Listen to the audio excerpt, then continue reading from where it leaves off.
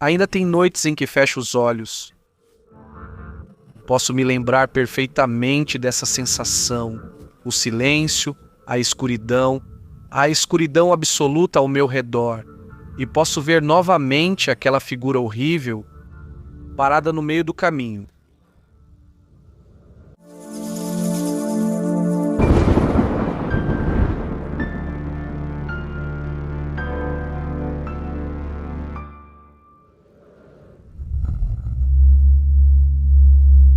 Começamos mais um outubro de relatos, mais um mês do terror, onde, se for possível, vamos tentar assustar vocês mais do que o habitual.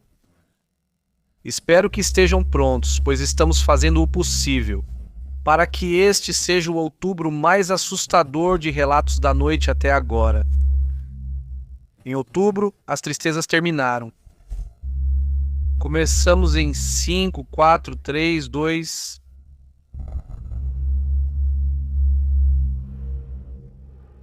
Meu nome é Shui, e essa história aconteceu comigo há alguns anos em Ecatepec, no bairro onde cresci. Quem conhece sabe como são esses bairros encravados no morro, lugares onde ninguém entra a não ser quem é de lá, e onde todo mundo se conhece para o bem ou para o mal. Desde moleque aprendi a lidar com todo tipo de gente, até mesmo com os malucos da área. Não falo isso por mal, é assim que todo mundo chama eles por aqui, com certa familiaridade.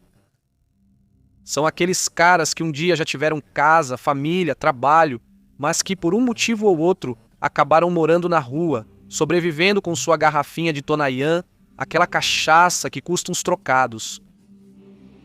Entre eles estava Johnny Oregon, apelidado assim porque, apesar de se chamar Juan, sempre contava histórias de quando trabalhou no Oregon, lá nos Estados Unidos. Ele ficou só 6 meses e foi deportado.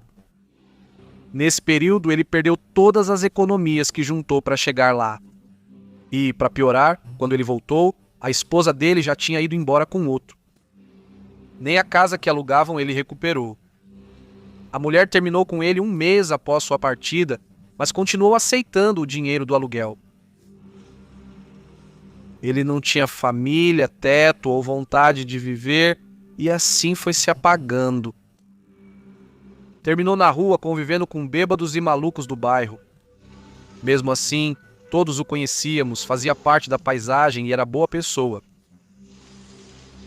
Numa noite dessas, por volta das 4 da manhã, Brandon e eu estávamos voltando de uma festa em outro bairro.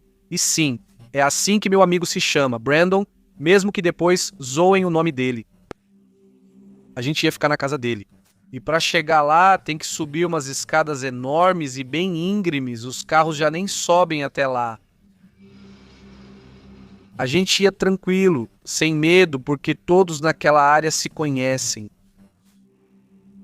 No meio do caminho, no trecho mais escuro das escadas, a gente viu uma figura parada pela silhueta. A gente percebeu que era o Johnny, mas ele parecia estranho, estava na ponta dos pés, ereto, imóvel. Brandon gritou, mas ele não respondeu. Então a gente viu ele começar a se mexer como se estivesse tendo um ataque. Os braços se agitavam de um jeito estranho, como se ele estivesse sendo eletrocutado. Parado ali, ficamos preocupados e corremos até ele. E foi aí que vimos direito. Ele não estava sozinho, tinha outra silhueta atrás dele, abraçando ele, mantendo ele de pé. Eu não sei como explicar, aquela coisa, aquilo apareceu por trás do Johnny para nos olhar. E antes de continuar, quero esclarecer uma coisa. Nós não estávamos drogados, nem envolvidos em nada estranho. Tínhamos tomado uma cerveja, sim, mas só isso. O que vimos foi completamente real. Atrás dele estava uma mulher altíssima, tinha o corpo jovem, magro, mas o rosto era de uma idosa. Não estou exagerando quando digo que ela parecia uma mulher de 100 anos. Ela estava parada completamente ereta, abraçando o Johnny por trás, segurando-o como se fosse um boneco. Ela usava um vestido preto muito longo, como de uma noiva velha, e estava rindo. Não sei se de nós ou dele, mas aquela risada foi o pior. Depois vimos ela mordê-lo. Mordeu ele mais ou menos na nuca, entre a nuca e as costas, como se fosse um animal. Então corremos para baixo como loucos, sem olhar para trás. Ao chegar no início das escadas, encontramos alguns amigos adultos do Brandon e contamos o que havíamos visto. Eles riram, acharam que estávamos exagerando, mas disseram que iam subir para dar uma olhada no bom Johnny Oregon. Nós continuamos correndo até minha casa, ainda nervosos, mas já à distância começamos a procurar uma explicação. Jurávamos que tínhamos visto errado, pensávamos mais que os amigos de Brandon sempre iam zoar a gente, mas não foi assim. Porque eles, os que subiram, já não encontraram nada nas escadas, nem sinal dele. Para falar a verdade, o Johnny nunca mais apareceu, ninguém voltou a vê-lo, nem no dia seguinte, nem depois. Simplesmente desapareceu. Nas escadas, bem no lugar onde o vimos, ficou uma mancha enorme, não era de sangue. Era como uma gordura escura, pegajosa. Que eu soubesse, não havia nenhuma lenda até então. Mas quando começamos a contar aquela experiência, alguns do bairro e de outras regiões nos disseram que já tinham visto algo assim alguma vez. E é que, obviamente, as características daquela mulher eram muito, muito singulares. Eu não estou dizendo que seja, porque eu não acredito nisso, mas alguém me disse: o pessoal fala que é uma bruxa, só isso. Mas que nunca tinham ouvido falar que ela tivesse levado alguém. Peço que você pergunte para o pessoal daqui, para a galera, se mais alguém já viu ela. A mancha até hoje não saiu. Toda vez que passo para visitar o Brandon por lá, eu a vejo e não sei. Fico triste ao pensar no Johnny, porque ele não era uma má pessoa, teve uma vida difícil, injusta e de jeito nenhum merecia desaparecer assim do nada. Eu só espero que ele esteja bem, ou pelo menos que ainda esteja vivo tomando sua cerveja em algum canto do mundo.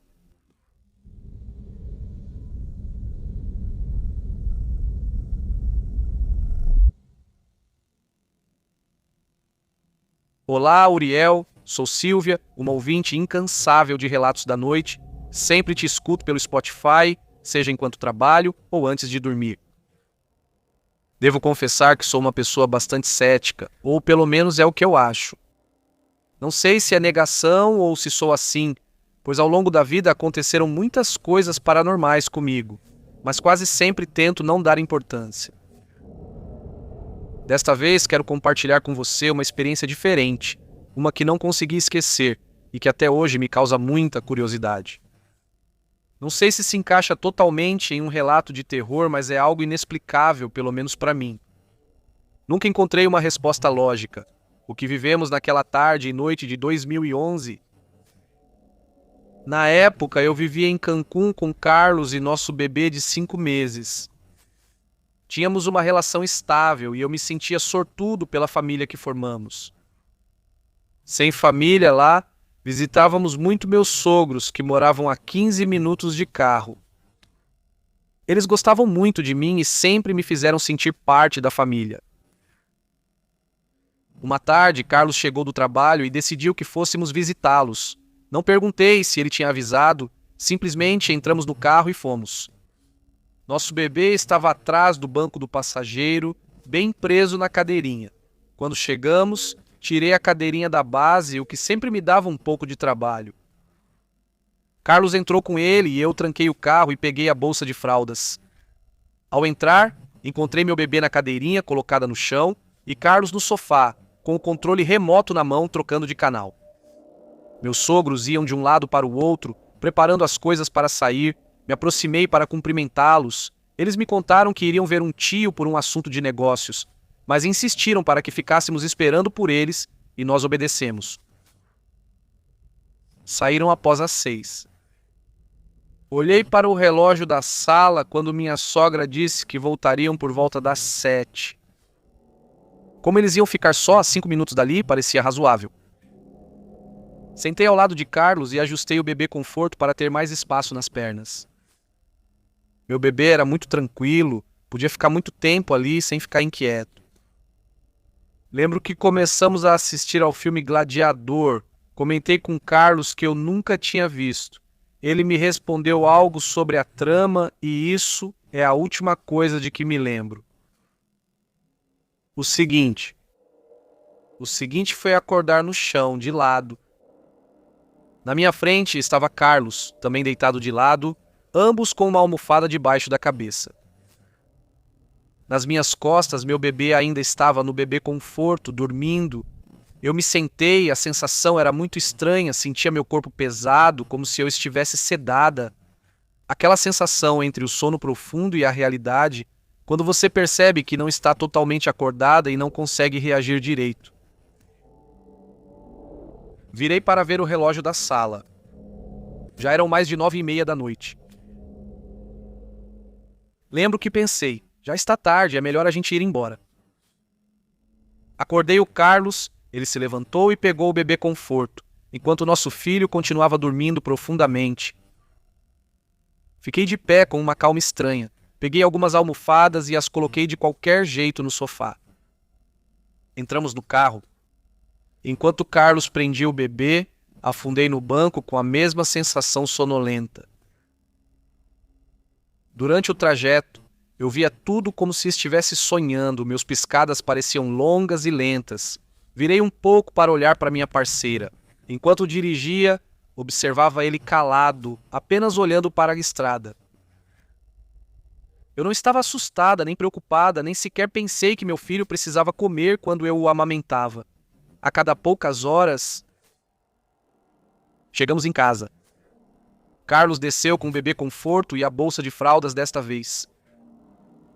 Ao entrar, via-se a sala e um banheiro sob a escada que a separava da sala de jantar. Ele foi para lá, ouvi ele arrastando uma cadeira para sentar, mas antes deixou o bebê conforto no meio da sala e a bolsa de fraldas no sofá ao lado da escada. Tirei meu bebê, ele ainda estava dormindo, comentei com Carlos sem olhar para cima. Ele me respondeu que estava tudo bem, que trabalharia um pouco antes de subir. Subi, deitei meu filho no berço, naquela noite quebrei completamente minha rotina. Dava banho às 8h30, amamentava, fazia arrotar, colocava no berço e conversava até ele dormir.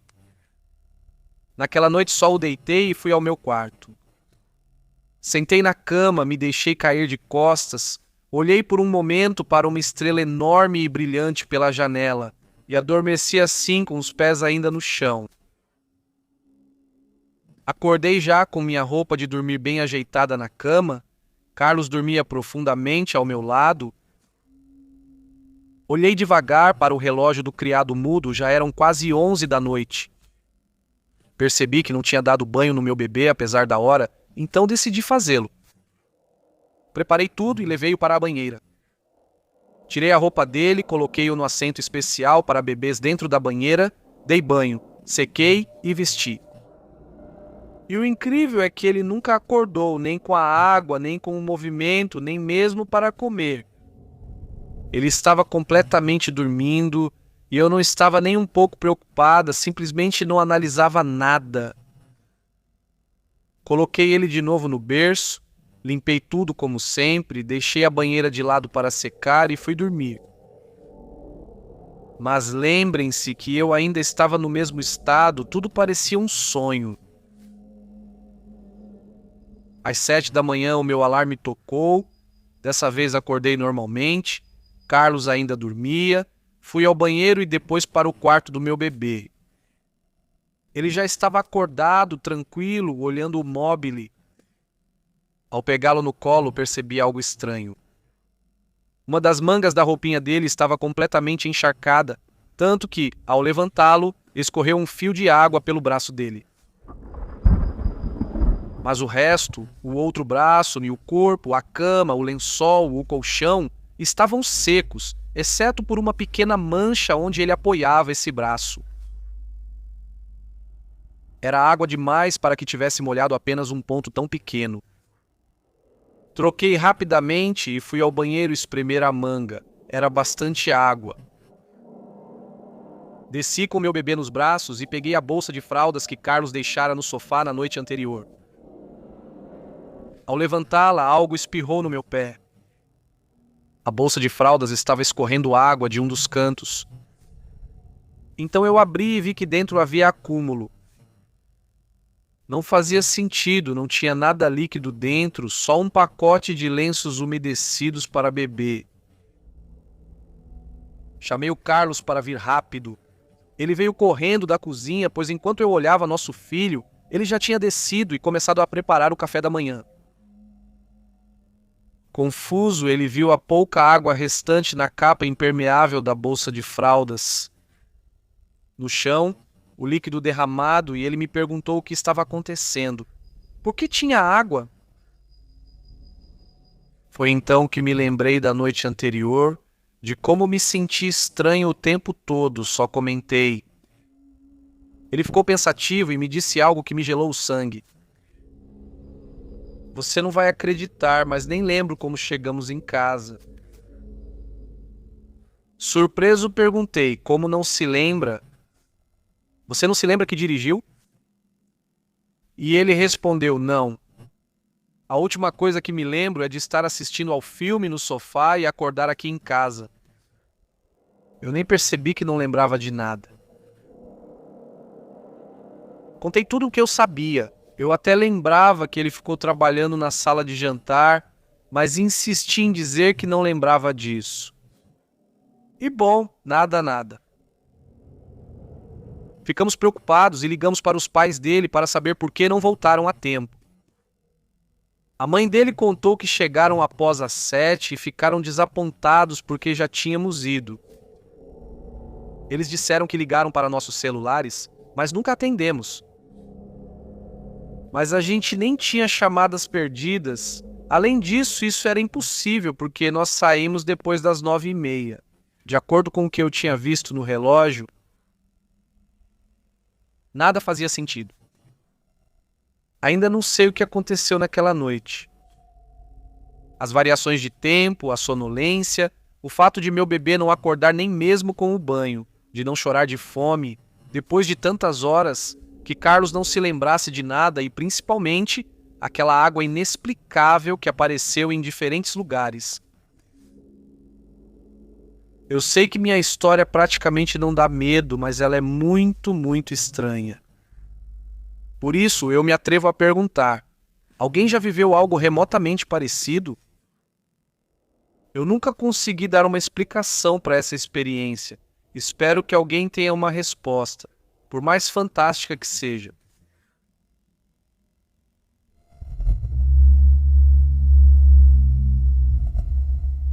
Muito obrigado por continuarem por aqui, por aguentarem minha voz de doente.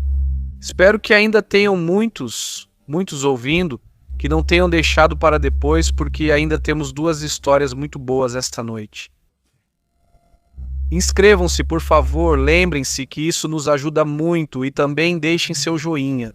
E seus comentários, se vocês gostam do conteúdo, é uma ótima forma de nos apoiar. Na descrição estão todos os links que vocês precisam, inclusive o do meu livro Relatos da Noite. Mas enfim, acabou o intervalo, vamos continuar.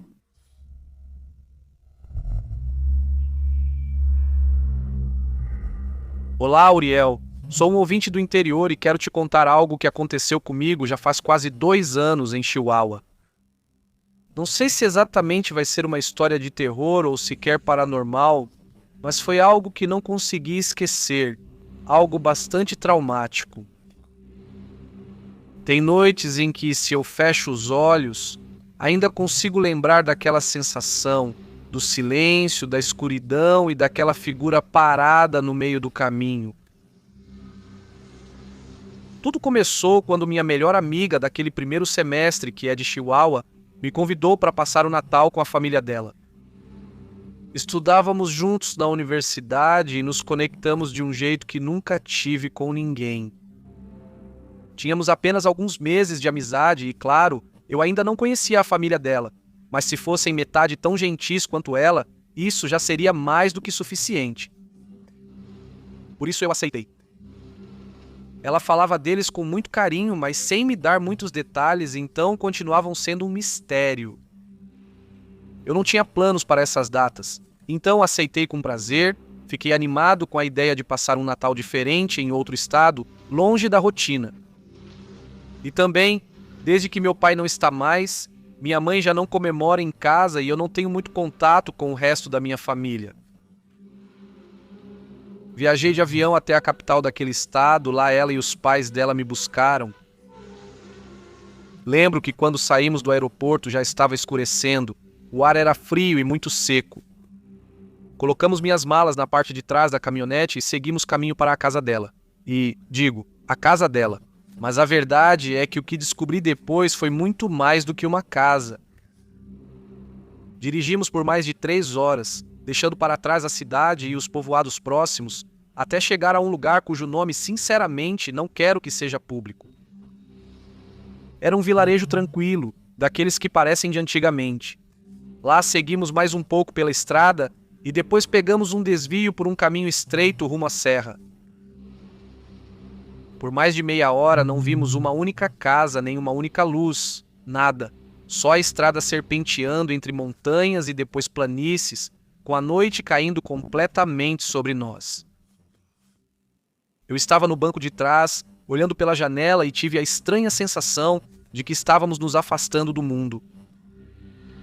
Por fim, pegamos uma saída de terra discreta. A caminhonete começou a seguir por um caminho longo, cercado de campos abertos, até que de repente, ao longe, apareceram algumas luzes quentes. Era o rancho da família dele. Nunca pensei que minha amiga fosse tão rica. O lugar parecia um filme. Uma enorme cerca branca cercava a propriedade. Havia cocheiras, árvores alinhadas dos lados e um pórtico de madeira iluminado por lanternas. Era elegante, rústico e bem cuidado. 2 cães enormes, brancos como a neve, nos receberam, correndo em nossa direção, mas não de forma agressiva, e sim curiosa. Cães da raça Grande Pirineus, guardiões imponentes e nobres. Naquela casa só estavam ela e os pais. Devido às datas, não havia trabalhadores na fazenda, pois todos tinham saído para as festas com suas famílias. Me avisaram desde o começo, em tom de brincadeira, que se eu quisesse ficar, teria que ajudar com algumas tarefas básicas, dar comida aos cavalos, recolher algumas coisas, nada complicado. Achei perfeito. Para falar a verdade, eu estava encantado com o lugar e o Natal foi maravilhoso. Comemos muito bem, ouvimos música, rimos bastante. Não havia sinal de celular em quase nenhum ponto do rancho, o que no começo achei relaxante. Era como se desconectar do mundo. No dia 25, após o almoço, quis fazer uma videochamada com minha mãe para saber como ela estava. Andei por todo o sítio procurando sinal, esticando o braço, subindo numa cerca, subindo num pequeno muro, nada.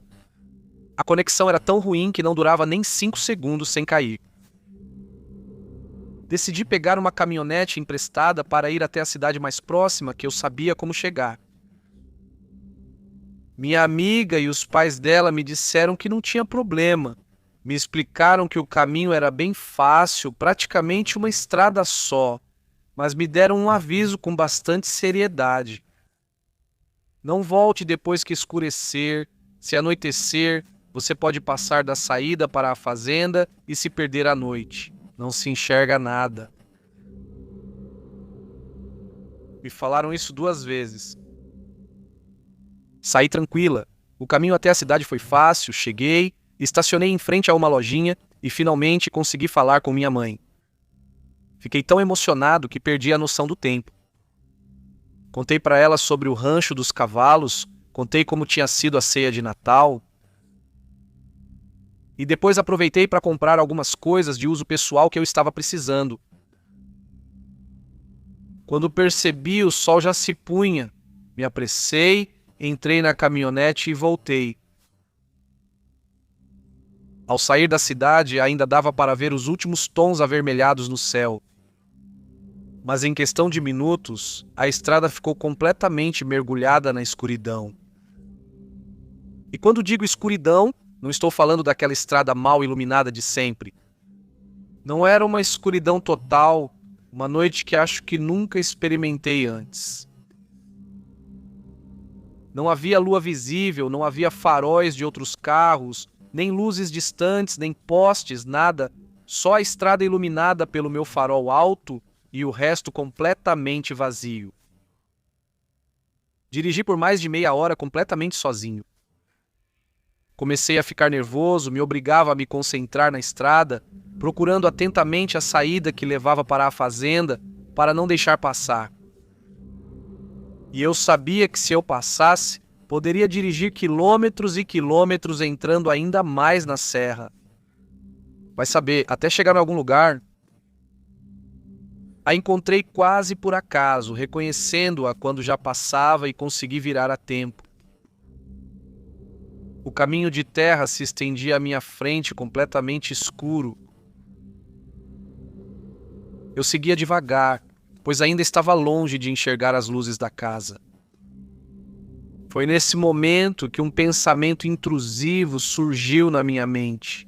A ideia de apagar as luzes do carro por um segundo só para ver que eu não enxergava nada. Eu apaguei as luzes. Tudo desapareceu. Absolutamente tudo. Eu nem conseguia distinguir minhas mãos no volante. Eu ri meio nervoso e acendi as luzes de novo.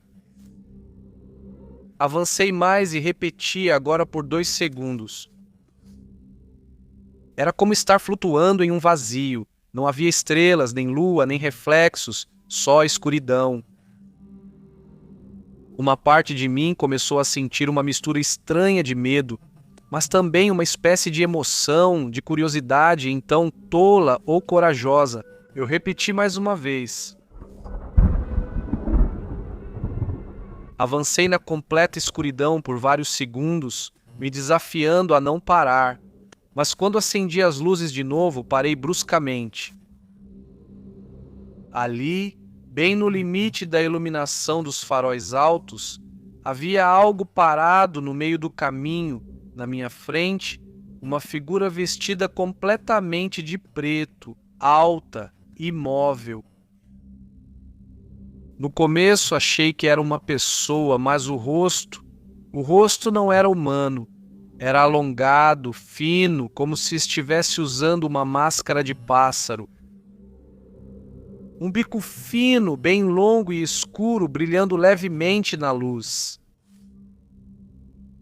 Em suas mãos, segurava um cajado de madeira longo, quase tão alto quanto ele ou ela.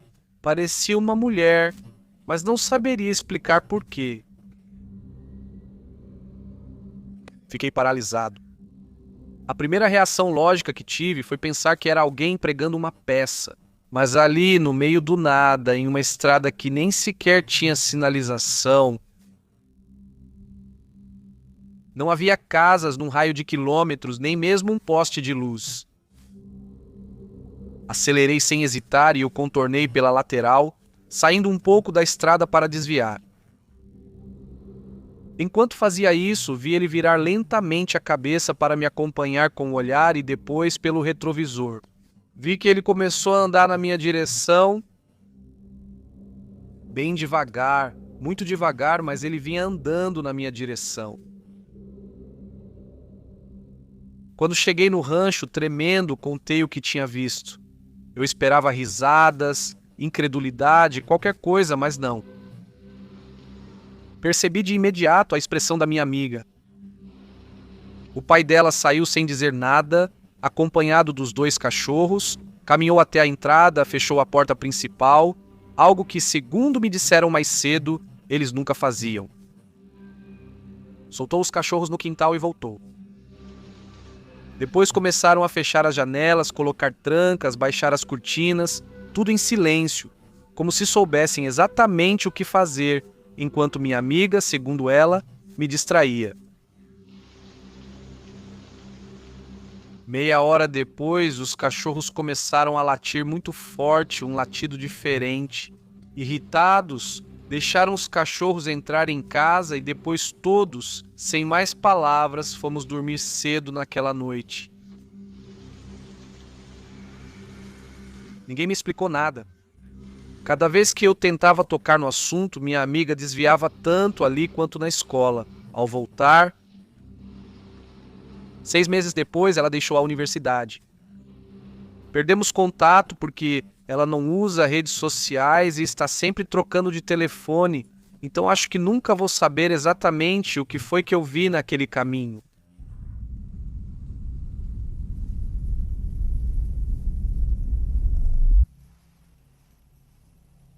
Boa noite, comunidade. Vou contar uma história que aconteceu comigo e quero saber a opinião de vocês. Tudo começou na casa anterior onde eu morava. Eu tinha 12 anos e estava no fundamental. Numa noite, saindo do cinema com a minha mãe, passamos por um canal que ficava perto da praça, não havia ninguém por perto e o ambiente estava muito tranquilo. Naquele momento, vi um carro antigo estacionado que achei bonito. Mantive meu olhar nele enquanto avançávamos, e quando ia virar novamente para olhar para frente, ao meu lado, perto da estrada, notei uma mulher de cabelo curto, com roupas rasgadas, fazendo um espacate de balé.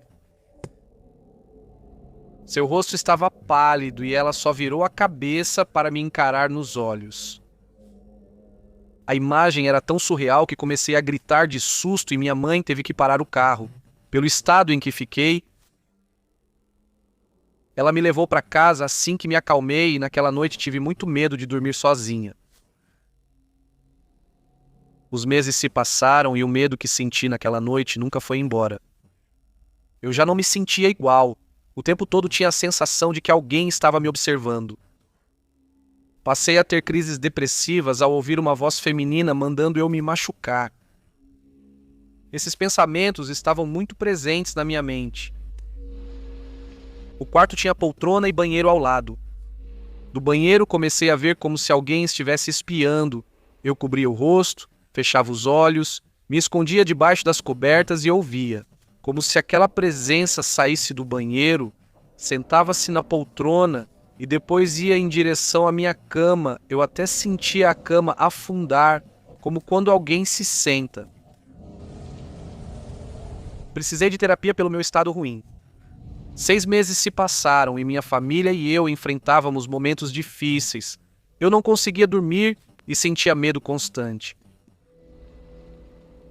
Havia uma escada caracol de metal e às 3 da manhã eu podia ouvir alguém descendo correndo e me tocando com força. Uma vez, enquanto eu estava deitada no meu quarto, tive paralisia do sono. Abri os olhos sem conseguir me mexer. Ouvi a televisão na minha frente que eu tinha deixado ligada e tentei olhar para ela. Acordar com o que eu sabia que estava lá, mas ao olhar para lá, eu a vi. Essa mulher, essa bailarina, estava no meu quarto, me olhando fixamente. Eu não consegui fazer nada além de chorar, até conseguir fechar os olhos e dormir de novo. Algumas semanas depois, assistindo a um filme com minha família, senti que entrei em transe. Senti uma dor intensa, uma agonia horrível que nunca tinha experimentado. Senti desespero e uma tristeza profunda. Minha mãe me viu chorando, me viu muito mal, e a terapia não parecia me ajudar. Ela me perguntou se estava tudo bem. Eu não soube como explicar para ela que não era eu, que aquele desespero, aquela tristeza não eram meus. Já cansada de tudo isso, minha mãe teve coragem de procurar um senhor que fazia limpezas espirituais e fomos vê-lo o quanto antes. Esse homem disse para minha mãe que ela precisava me levar antes que fosse tarde, pois havia uma mulher atrás de mim, uma morta. Ele também contou algo que não tinha como saber. Que sabia que eu já tinha ido a vários psicólogos, mas que isso não era o que eu precisava naquele momento, que essa tristeza não iria se resolver desse jeito. Depois de me limpar, ele passou a mão no meu rosto e eu comecei a chorar desesperadamente e não conseguia parar. Quando finalmente me acalmei, depois de quase 1 hora, senti um alívio imenso e a partir desse momento nunca mais voltei a sentir tristeza. Não, essa tristeza pelo menos, e os pensamentos negativos desapareceram, ela se foi.